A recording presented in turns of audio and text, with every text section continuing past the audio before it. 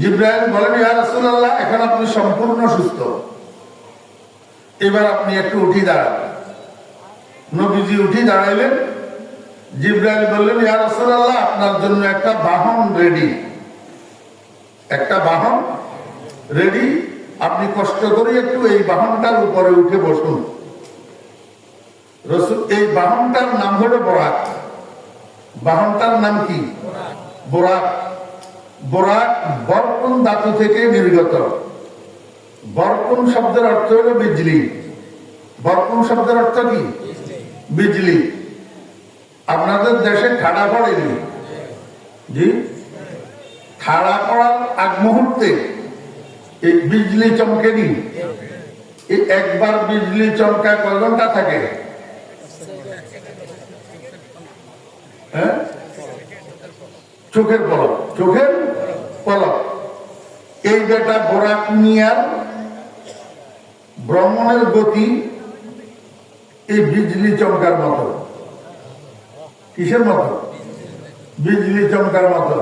ঠিক করে আমরা সামনে দিকে গেল, আপনি দেখলেন আর নাই, দেখলেন আর নাই। কারণ এই বোরাক মিয়ার এক একটা কদম চোখের সামনের দিকে যতটুকু দেখে ততটুকুর মধ্যে এক কদম দেয়। এই জন্য ওনাকে বোরাক বলে। রাসূল আকরাম সাল্লাল্লাহু আলাইহি ওয়াসাল্লাম বোরাকের পিঠে আরোহণ করার জন্য এইম নিলেন। এইম, উঠবেন, বোরাকের পিঠে উঠবেন। এই সময়ের মধ্যে বোরাক গড়িমসি করে লড়ি সরে উঠছে। নবীজি আর উঠতে পারলেন না, নবীজি আর উঠতে পারলেন না। জিবরাইল কয়, এই বোরাক, তুই বেয়াদবি করলি, গেলে কার লগে বেয়াদবি করলি তুই? ইনি তোর পিঠের উপরে উঠি বসলে তো তুই দৈন্য হইয়া যেতি। তুই বেয়াদবি করলি কেন? তুই রহমতুল্লিল আলামিনের চিনলি না, রহমতুল্লিল আলামিনকে চিনলি না। বোরাকে ওমা আরবি ভাষায় কথা কয়, আরবি ভাষায় কথা কয়। বোরাকে কয়, জিবরাইল, আপনি কিভাবে বুঝলেন আমি রহমতুল্লিল আলামিনকে চিনি নেই? আপনি কিভাবে বুঝলেন আমি রহমতুল্লিল আলামিনের সাথে বেয়াদবি করছি? আমি রহমতুল্লিল আলামিন যখন আমার পিঠে উঠতে চাইছেন, আমি নড়ি চড়ি উঠছি যে ভয়ে না, নড়ি চড়ি উঠছি ভয়ে। ভয় পাওয়ার কারণ হলো রহমতুল্লিল আলামিন হলো কোরআনের বাহক। কোরআনের বাহক, যে কোরআনটা আল্লাহ পাক আসমানের সাহায্য বহন করার জন্য, জমিনকে সাহায্য বহন করার জন্য, পাহাড় পর্বতকে সাহায্য বহন করার জন্য। কোরআন এত ভারী বলে কেউ কোরআনকে গ্রহণ করল না, এইবার বহন করতে পারবে কিনা? ইন্না আরাদনাল আমানাতা আলাস সামাওয়াতি ওয়াল আরদি ওয়াল জিবাল ফাআবাইনা আন ইয়াহমিলনাহা ওয়া আশফাকনা মিনহা ওয়া, আবার বলেন না, ওয়া আশফাকনা মিনহা, ওয়া আশফাকনা মিনহা। কোরআনের আলগাইবের লাই যখন কইছে, এবারে পাহাড় পর্যন্ত ভয়ে কাঁপা শুরু। ওরে বাবারে, এই ভারী কোরআন বহন করা আমার পক্ষে সম্ভব না। তো শেষ পর্যন্ত এই কোরআন বহন করল কে? ওয়া হামালাহাল ইনসান, ওয়া হামালাহাল ইনসান। হযরত উলামায়ে কেরাম বুঝবেন, আল্লাহ পাক ইনসান মতলব ব্যবহার করেছেন। মতলব, ইনসান মানে মানুষ, ইনসান মানে মানুষ। তো কোন মানুষ?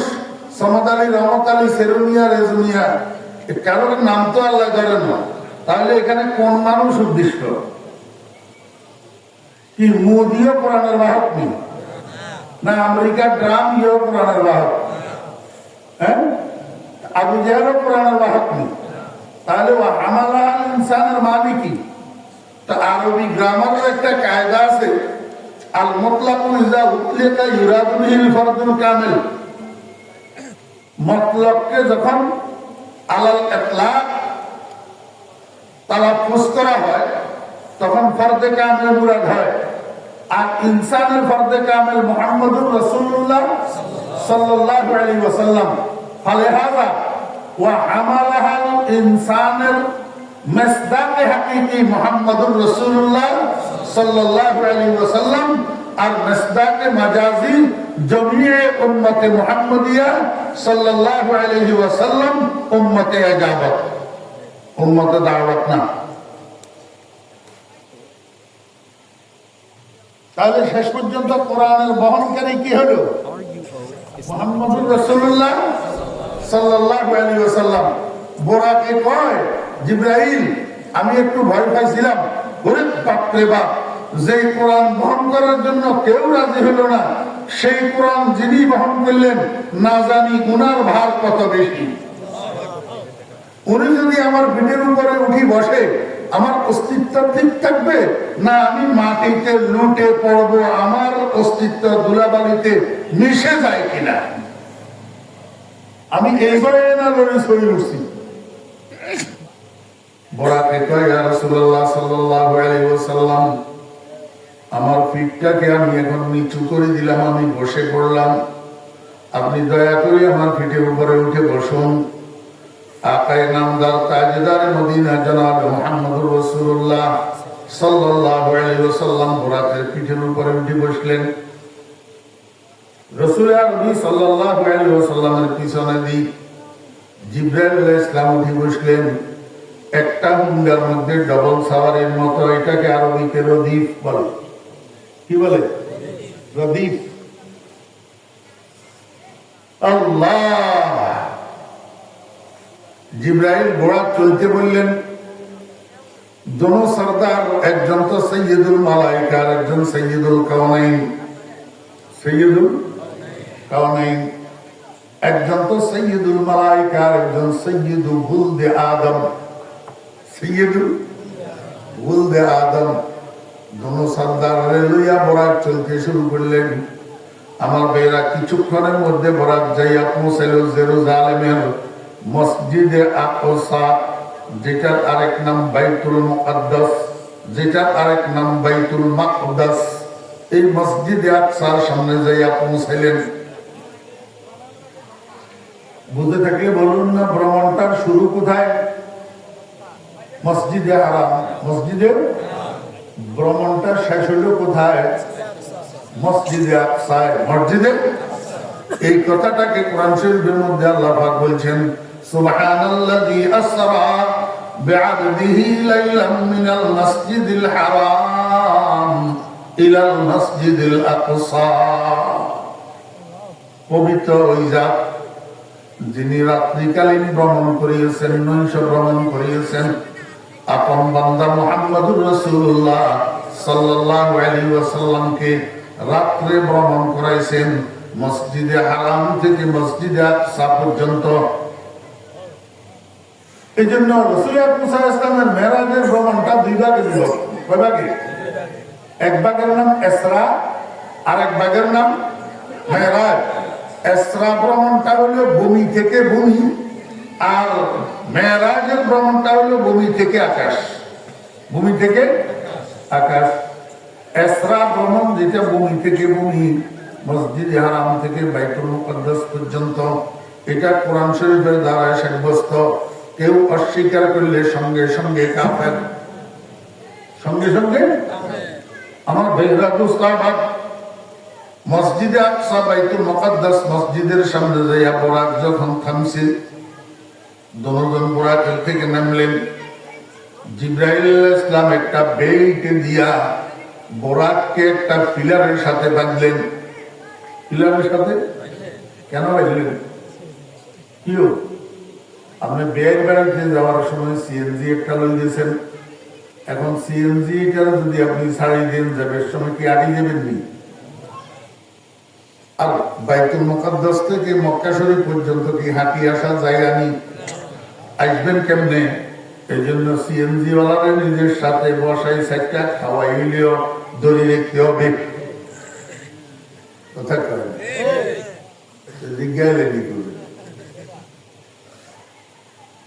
হযরতে জিবরাইল আলাইহিস সালাম বোরাকিটারে বেল্ট একটা দিয়া একটা পিলারের সাথে বাঁধলেন, বাদী রাসূল আকরাম সাল্লাল্লাহু আলাইহি ওয়াসাল্লামের নিয়ে প্রবেশ করছেন বাইতুল মুকাদ্দাস মসজিদের ভিতরে।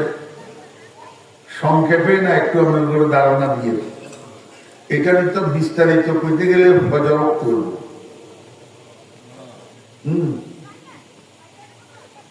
মসজিদে আকসার ভিতরে ঢুকি রাসূল আকরাম সাল্লাল্লাহু আলাইহি ওয়াসাল্লাম তো অবাক, ওরে বাবারে এত বড় মসজিদ, ভর্তি মানুষ, সবগুলা দাঁড়ানো, সবগুলা কাতার সোজা করা, সব বন্দী হওয়া।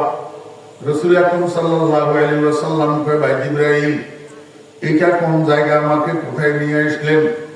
এই গভীর রজনীতে এখানে এত মানুষ কেন? ওনারা কারা? সবাই দণ্ডায়মান কেন? সব বন্দী হওয়া কেন? জিবরাইল আলাইহিস সালাম বলেন, ইয়া রাসূলুল্লাহ, এটাই তো আপনার প্রথম কিবলা,